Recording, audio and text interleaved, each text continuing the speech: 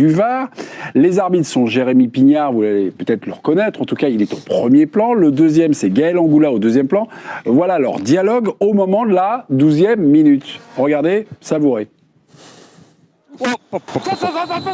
Pardon. Tranquille, on va voir. Vas-y, on va faire le tour de tout. Faire la torsion, parce que l'impact il est bas, c'est juste la torsion. Le pied il est au sol. On revient un peu en arrière. Top. Frise-moi au niveau de la torsion. Et on va voir ce que ça donne au niveau du gardien. Okay. Le gardien est toujours au sol. Ouais. Reste comme ça, change-moi juste d'image de l'autre côté pour voir si là l'impact il est sur la cheville ou plus sur le pied. Voilà, celle-là elle est bien aussi. Ok, vas-y.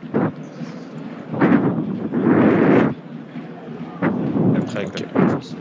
Ah ouais. Non, c'est pas les mieux. C'était la 6 mètres qui était bien avec la torsion. Le gardien est toujours au sol. Ouais, mais je vais attendre de voir ce que ça donne au niveau du gardien, voir ce qui passe là-haut au programme. Jérém, si tu peux. J'attends ton retour. Ouais, on va faire contrôle terminé. L'impact il est bas, il y a une petite torsion, ok. Mais pour moi, contrôle terminé sur cette situation. Check over. Cette vidéo rend-elle la décision encore plus incompréhensible? Bernard, je crois que vous avez répondu non. Ça rend pas l'addition encore plus non, mais non, mais c'était pour apporter un petit complément. Un autre élément. Ouais. C'est-à-dire que ce qui moi m'a beaucoup choqué, c'est la première action de Gaël Angoula. Et de suite il s'est réfréné. Ouais. Parce que l'arbitre principal, c'est Monsieur Turpin, qui est un arbitre international, qui est une des stars du monde de l'arbitrage français. Et qu'à un moment, j'ai eu l'impression que de déjuger Monsieur Turpin, parce qu'il y a quand même des hiérarchies, il y a quand même des rivalités, je trouvais que ça en disait beaucoup. Monsieur Pignard, il est arbitre international, mais depuis peu, et qu'en fait, à un moment, quand il a dit il faut lui donner le rouge, tu t'es trompé, aller déjuger un arbitre international quand tu es arbitre fédéral, et je trouve que ça pose une problématique dans la VAR dont on parle pas. Oui, mais Bernard, à contrario dans le même match, oui, mais à contrario dans le même match, je suis ton raisonnement, c'est qu'ils sont revenus sur une de ces décisions pour l'expulsion de Kerrer. Oui, mais après. Non, mais ils sont compensation. Non, mais Hervé, c'est tellement hallucinant. Ça pue à 200 km de la compensation. C'est juste une faute classique. Non, mais il est en position de dernier défenseur et je veux dire qu'il annihile une action de but là quand même. Non, mais attends, juste là. C'est caractéristique, C'est tellement hallucinant. Non, mais c'est caractéristique. De ne pas expliquer. Non, mais bon, on n'est pas d'accord. On va peut-être pas être d'accord. Mais par rapport à ça, moi j'étais d'accord avec toi sur le nom, je suis tout à fait d'accord. À partir du moment où il n'est pas revenu dessus, c'est bien parce qu'eux, ils ont estimé, à tort, à nos yeux, et on est tous du même avis, et même attendez, vous expliquez, vous êtes marrant, vous, Hervé. Vous avez vu combien de fois, vous avez noté combien de fois ils ont vu le ralenti? 21 fois. Et la torsion, et le machin. Mais c'est ce que je te dis. Mais leur commentaire correspond à leur décision. C'est-à-dire, vous imaginez. Ben non, justement. Ils voient qu'il y a une torsion. Et la torsion, et ça tourne, et ça tourne. Elle n'est pas encore plus incompréhensible. Elle est normale. Elle n'est pas compréhensible. De départ. Mais je pense que sur leurs commentaires, ils sont fidèles au texte. C'est-à-dire, ils tiennent pas compte de la brutalité du choc, de la vitesse avec laquelle... Plus qu'au texte, alors décision. Non, mais surtout, mais aussi le texte, le pied au sol, le cou est au niveau, et pas trop haut, et pas porté haut, et pas porté au-dessus de la cheville. Donc ils s'en tiennent à ça. Et voilà, alors, donc c'est pour ça que je pense que c'est pas encore plus incompréhensible. Alors il y a ça, et il y a le deuxième truc qui est encore plus flippant, c'est qu'ils le disent plusieurs fois dans la vidéo. J'attends le gardien, j'attends de voir ce qu'il fait le gardien. En gros, il attend de voir si vraiment Chevalier est blessé. Donc, c'est-à-dire que si Chevalier n'est pas pété, il n'y a pas rouge. C'est-à-dire que maintenant, si tu es joueur, normalement, ils sont censés être là, les arbitres, pour préserver l'intégrité physique des joueurs. Si le joueur n'est pas pété, c'est pas grave, ça passe. C'est rouge.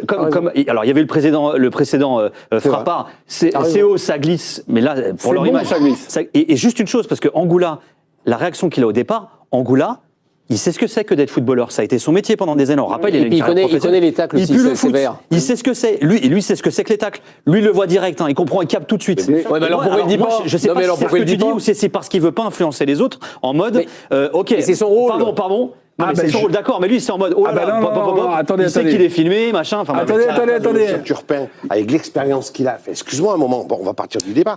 Sur Rouge Direct, c'était mieux, on n'en parle plus. Pardon. Mais moi c'est au-delà de ça, c'est les images là, tu vois bien qu'il se fait arracher la cheville. Clément Turpin, au moment du tacle, il arrive, on va dire, sur zone 4 secondes après. Donc Clément Turpin, déjà, il est très loin. À aucun moment, au moment où Gaël Angoula... Non, attendez, là, on ne peut pas lui reprocher d'arriver 4 secondes après, alors que l'action, Monaco part d'un côté, revient derrière. Bien sûr. Non, mais vous me dites que c'est un peu la vous me critique. dites que c'est un arbitrage... Non, mais sur ce coup-là, il est mal placé. C'est pas grave. Le jeu, parfois, fait qu'il est mal placé. Oui, mais c'est un... Mais il est mal placé. Mais je dis pas qu'il fait...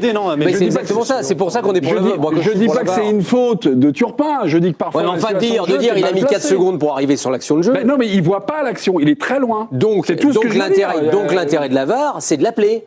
Donc l'erreur, c'est de la VAR. Donc ils font une erreur. Pourquoi? Parce qu'ils font une mauvaise analyse. Et ce qu'on entend là au commentaire, c'est une mauvaise analyse, simplement. À aucun moment, Gaël Angoula, qui a eu cette première réaction, le pop, vous avez vu après ce qu'il fait? Il s'excuse. Non, il dit pardon. Ouais, il dit pardon à Jérémy Pignard. Ce qui veut dire quoi? Alors j'ai regardé les titres des deux. Il y en a un, donc Gaël Angoula. Il est arbitre, mais là il était responsable de la VAR et du terrain. Et Jérémy Pignard, c'est vraiment l'arbitre vidéo, celui qui doit assister.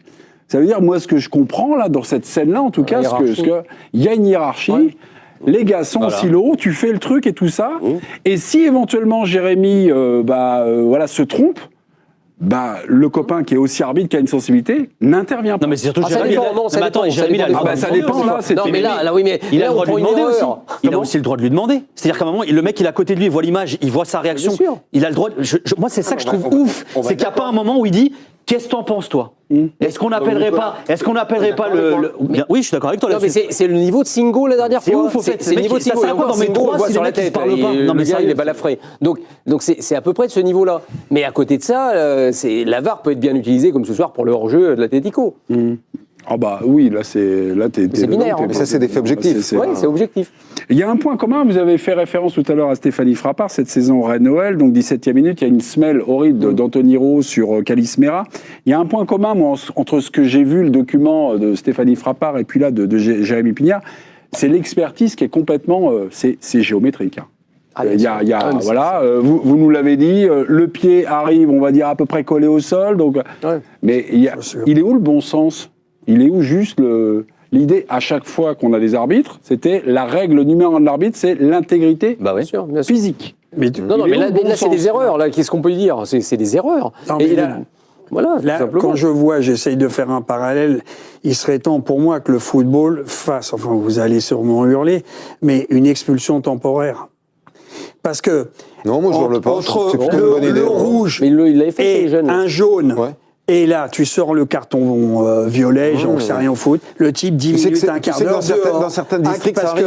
Il n'a pas de maîtrise. Là, c'est pas un quart d'heure dehors, Eric. Là, c'est rouge direct. Je dis ça, un quart d'heure. Nous, c'est 10 minutes en rugby. Et après, il y a le bunker. Il peut passer au rouge. C'est jaune. Et le type analyse. Ils prennent leur temps. Mais ça, c'est pas mal l'idée de passer au rouge. Et 10 minutes après, 5 minutes après, ils disent aux deux capitaines, ça va passer au rouge. Mais là, si Chevalier, il n'a pas le réflexe de lever un peu le pied d'appui, la cheville est cassée. Mais on est d'accord. Moi, c'est violent. Je te parle de faire un carton temporaire, une sortie de 10 minutes, un quart d'heure.